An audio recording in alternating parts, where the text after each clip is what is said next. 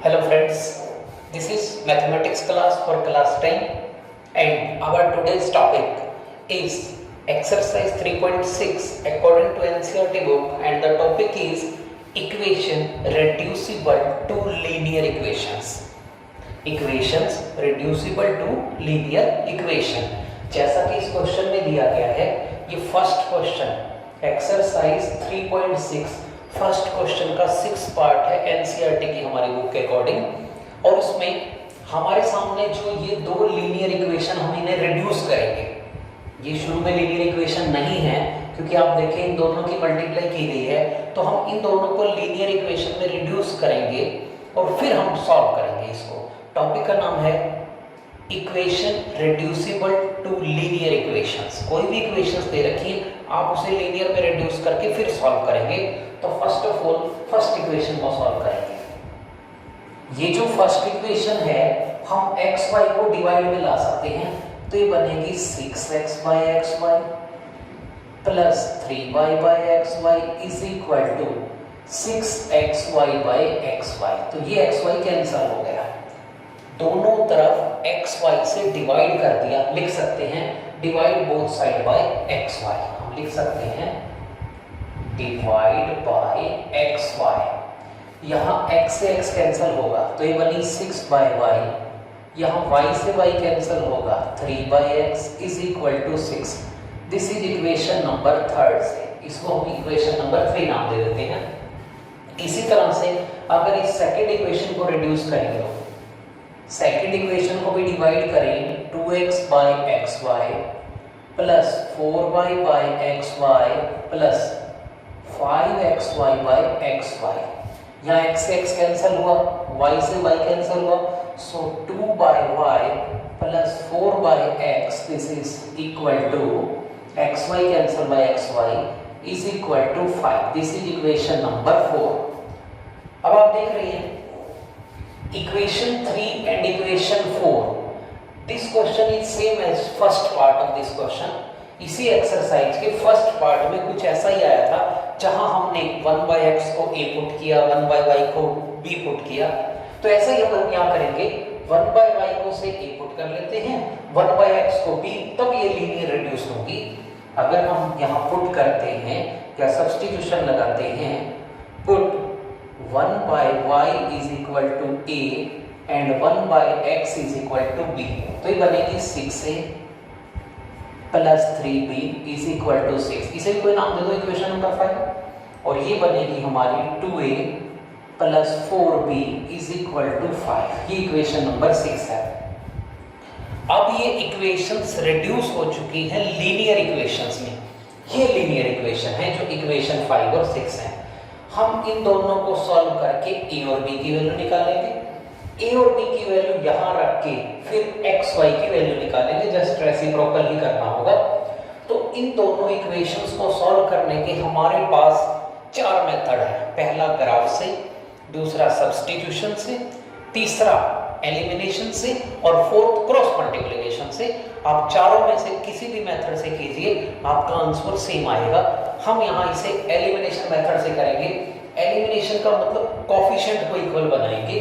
तो आप देखिए यहाँ 6 है बट यहाँ पर 2 है, तो हम इसे 3 से मल्टीप्लाई कर देते हैं। इक्वेशन 6 को 3 से मल्टीप्लाई करके दोनों को हम सब्ट्रैक्ट करेंगे, तो हम यहाँ लिखेंगे 5 माइनस 3 टाइम्स 6।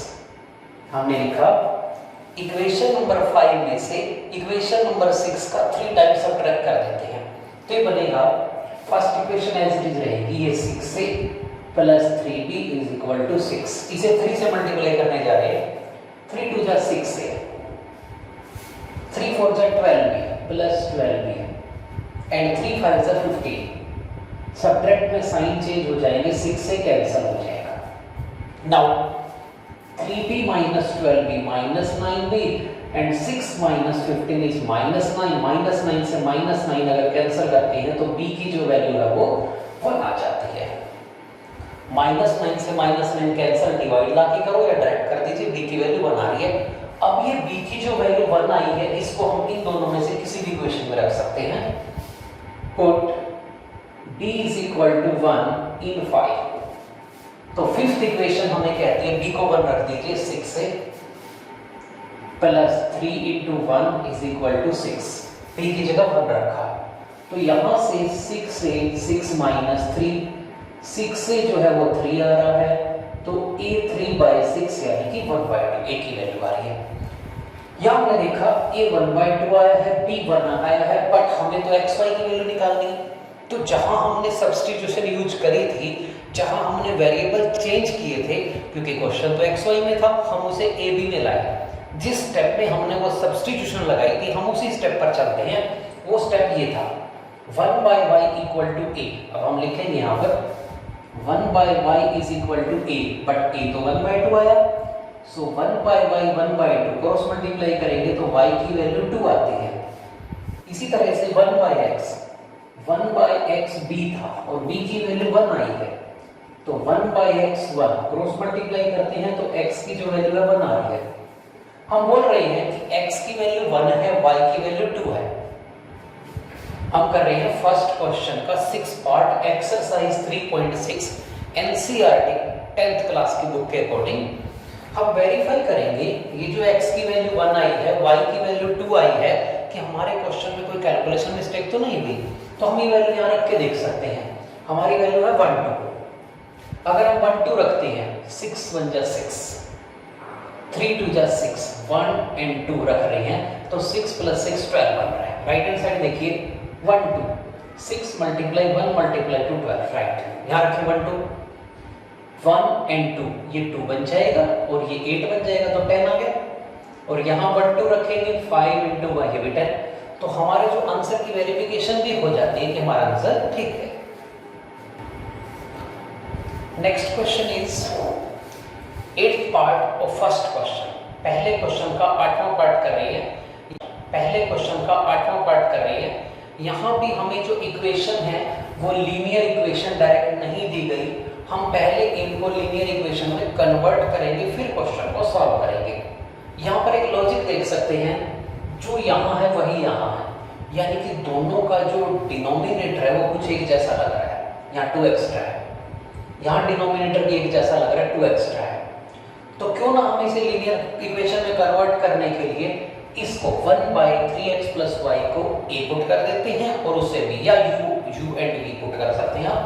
तो यहाँ सब्स्टिट्यूशन लगा रहे हैं, let 1/3x + y is equal to a and 1/3x - y is equal to b। अगर हम इस तरह से सब्स्टिट्यूशन लगाते हैं, आप इन्हें a b रख रहे हैं, u एंड v भी रख सकते हैं, कोई भी वेरिएबल आप चेंज कर सकते हैं। तो अब देखते हैं कि ये दोनों इक्वेशन लीनियर में कन्वर्ट हो रही हैं या नहीं। फर्स्ट इक्वेशन क्या बन रही है, ये सब्स्टिट्यूशन लगाने के बाद फर्स्ट इक्वेशन a, क्योंकि आपने इसको a रख दिया तो ये a बचा, आपने इसे b रख दिया b, a + b is equal to 3/4। यहाँ 4 एलसीएम लिया जा सकता है, आप 4 एलसीएम लेंगे या यूं कहिए इसकी यहाँ क्रॉस कर देंगे, मल्टीप्लाई कर देंगे, तो ये आ रहा है 4a और 4a + 4b is equal to 3, equation number 3। इसी तरह से हम दूसरी इक्वेशन को रिड्यूस करें, तो हमने इसको तो a रखा है 1/a, तो ये बनेगा a/2, means second equation reduces a/2 minus b/2 minus 1/8। यहाँ हम एलसीएम 8 ले सकते हैं। अगर हम 8 एलसीएम लेते हैं तो ये बन रही है 4a - 4b is equal to -1, equation number 4। इन दोनों इक्वेशन को देखते हैं, this is equation number 3 and this is equation number 4। इन दोनों को इजीली सॉल्व करके हम a और b की वैल्यू निकालेंगे। एक इक्वेशन हमारी है 4a + 4b is equal to 3, इसे हमने 3 कहा है, और 4a - 4b - 1 इसे हमने इक्वेशन 4 कहा है। फिर से लीनियर इक्वेशन को सॉल्व करने का सबसे इजी हम एलिमिनेशन या इक्वेटिव कोएफिशिएंट बोल रहे हैं। पहले कोएफिशिएंट इक्वल है, अगर हम इन दोनों इक्वेशंस को ऐड करें तो b वाली टर्म सीधी कैंसिल हो रही है, हम ऐड करेंगे तो ये कैंसिल हुआ। This is 8a, this is 3 - 1 2, so a की जो वैल्यू है वो 2/8 यानी कि 1/4 आ रही है। ये a की वैल्यू जो 1/4 आई है, put a is equal to 1/4 in first और थर्ड इक्वेशन। थर्ड और फोर्थ सॉल्व करें in third.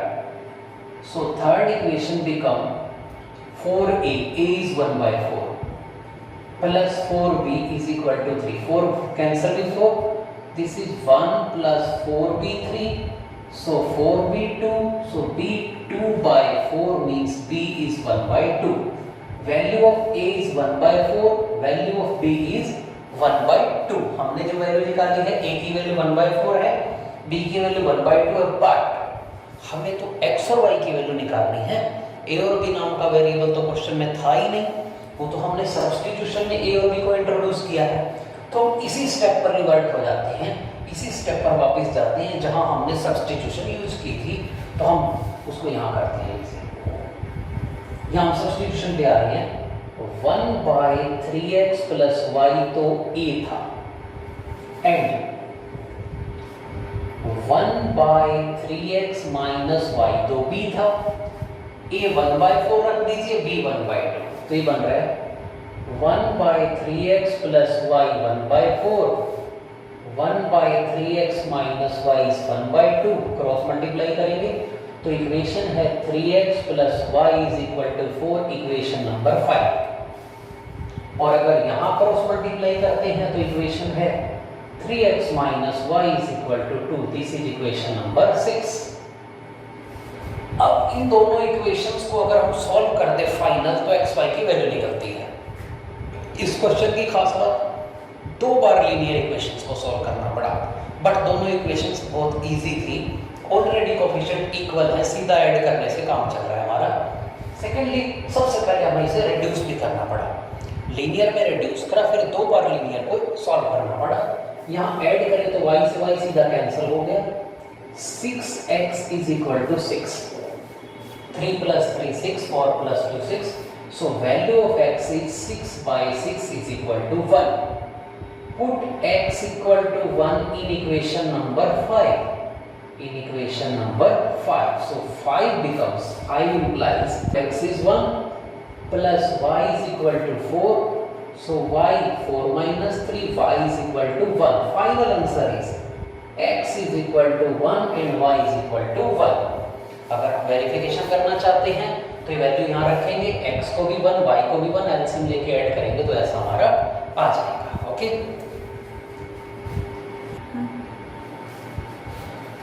Next question, question number 2। This question contains 3 parts. All parts are based on statements. Statement is given and first part of second question is Ritu can row downstream 20 km in 2 hours. Ritu can row downstream 20 km in 2 hours. इसका मतलब है रितु पानी की दिशा में, यानी कि जिस direction में पानी जा रहा है उसी डायरेक्शन में अगर तैरती है तो वो 20 किलोमीटर चली जाती है 2 ही घंटे में। लेकिन जब बात होती है वापस आने की, तब वो 2 घंटे में केवल 4 किलोमीटर ही वापस आ पाती है, क्योंकि अंडरस्टूड है इस केस में उसकी स्पीड ज़्यादा है और इस केस में उसकी स्पीड कम है। टाइम दोनों केस में बराबर है 2 आवर्स। दोबारा सुनिए, रितु पानी की दिशा में, इन डायरेक्शन ऑफ वाटर, पानी की दिशा में जो रितु है वो 2 घंटे में 20 किलोमीटर जाती है। बट पानी के अपोजिट, इसको बोलेंगे अपस्ट्रीम, पानी की डायरेक्शन में डाउनस्ट्रीम और अपोजिट होगा अपस्ट्रीम। पानी की दिशा में तो 2 घंटे में 20 किलोमीटर और अपोजिट 2 घंटे में केवल 4 किलोमीटर। तो हमें यहाँ पर स्ट्रीम स्पीड यानी कि पानी की जो स्पीड है वो निकालनी है और ऋतु की स्पीड दोनों निकालनी है। तो स्टेटमेंट दोबारा सुनिए, ऋतु पानी की दिशा में 2 घंटे में 20 किलोमीटर जाती है, बट पानी के अपोजिट 2 घंटे में केवल 4 किलोमीटर वापस आ सकती है। तो बताइए ऋतु की स्पीड कितनी है और पानी की स्पीड कितनी है। तो हम यहाँ मान के चलेंगे, let speed of Ritu in still water x kilometre per our, यानी कि जो ऋतु की खुद की स्पीड है जब पानी का कोई योगदान नहीं है वो ऋतु की स्पीड x है। And let speed of, current ले सकते हैं हम इसे, धारा की चाल, वो y किलोमीटर पर आवर है। या लेट स्पीड ऑफ स्ट्रीम लिख सकते हैं, आप इसे स्पीड ऑफ वाटर लिख सकते हैं। बुक में यहाँ पर जो वर्ड लिखा है वो करंट हमने एज इट इज यूज कर दिया, क्योंकि हमें लास्ट में निकालना है speed of rowing in still water and speed of current. अब सुनिए, ना तो ऋतु अकेली जा रही ना पानी अकेला जा रहा। एक केस में ऋतु पानी के साथ है और एक केस में ऋतु पानी के अपोजिट है, यानी कि एक केस में तो दोनों की स्पीड प्लस हो जाएगी और एक केस में माइनस हो जाएगी। क्वेश्चन की खास बात, ऋतु की स्पीड और पानी की स्पीड में ऋतु की स्पीड ज्यादा होगी। अगर ऋतु की स्पीड कम होगी तो ऋतु वापस ही नहीं आ पाएगी, पानी उसको अपनी स्पीड से ले जाएगा। तो ऋतु की स्पीड में से पानी की स्पीड आप माइनस करेंगे, तो आप लिखेंगे स्पीड इन डाउनस्ट्रीम, पानी की दिशा में, वो होगी x plus y kilometre per hour. और स्पीड इन अपस्ट्रीम, पानी के अपोजिट अगर हम बात करते हैं, वो होगी x minus y kilometre per hour. ये हमारी स्पीड रहेगी। टाइम हमें दिया है दोनों केस में 2 आवर्स, टाइम है 2 आवर्स, और हमें पता है जो डिस्टेंस का फार्मूला होता है वो स्पीड मल्टीप्लाई बाय टाइम रहता है। जो डिस्टेंस का फार्मूला रहता है वो स्पीड मल्टीप्लाई टाइम रहता है। तो पहले केस में ये स्पीड है, ये टाइम है और डिस्टेंस 20 किलोमीटर है। दोबारा सुनिए, पहले केस में यानी कि पानी की दिशा में ये स्पीड है, ये टाइम है और डिस्टेंस 20 किलोमीटर है। दूसरे केस में ये स्पीड है, ये टाइम है और डिस्टेंस 4 किलोमीटर है। तो हम ये दो इक्वेशन बनाने जा रहे हैं। तो फर्स्ट बनी हमारी, डिस्टेंस तो हमने कवर किया है 20, स्पीड है x प्लस वाई और टाइम है 2 घंटे का। दूसरे केस में 4 तो हमारा डिस्टेंस है, स्पीड है x माइनस वाई, टाइम फिर से 2 घंटे का है। आप इन दोनों से डायरेक्ट लीनियर इक्वेशन बना रहे हैं। ये 2 इधर आके डिवाइड हो गया, ये 2 इधर आके डिवाइड हो गया। तो फर्स्ट इक्वेशन या यहाँ हम और लिख के देंगे, और x plus y is equal to 10, this is first equation. और अगर यहां से बनाए 2 को डिवाइड करें तो ये बन रही है x minus y 2, this is second equation. ये दोनों जो लीनियर इक्वेशन बन रही हैं, इन दोनों के जो कोफिशिएंट है x y के ऑलरेडी इक्वल हैं, तो हम एलिमिनेशन मेथड यूज करेंगे। इन दोनों इक्वेशंस को हम ऐड कर रहे हैं तो y कैंसिल हो जाएगा। x plus x is 2x, this is 12, so x is equal to 6। Put in first, जब आप x को 6 रखेंगे तो 6 प्लस वाई 10, सो y 4 आ रहा है। यानी कि हम देख पा रहे हैं जो ऋतु की स्पीड है वो 6 है और जो स्पीड ऑफ करंट है ये हमारा आंसर 6 आ रहा है। यहाँ 6 लिख सकते हैं। स्पीड ऑफ ऋतु in still water is 6 kilometre per hour and speed of current यहाँ लास्ट में लिख सकते हैं। सो स्पीड ऑफ ऋतु इन स्टिल वाटर लिख दीजिए, is 6 kilometre per hour and speed of current is equal to 4 kilometre per hour. आप verification करना चाहो तो बस इतना ही कर सकते हैं। ऋतु 6 प्लस 4 10 की स्पीड से जा रही है। जब वो 10 की स्पीड से जा रही है तो 2 घंटे में वो 20 किलोमीटर जाएगी, क्योंकि स्पीड 10 किलोमीटर पर आवर है।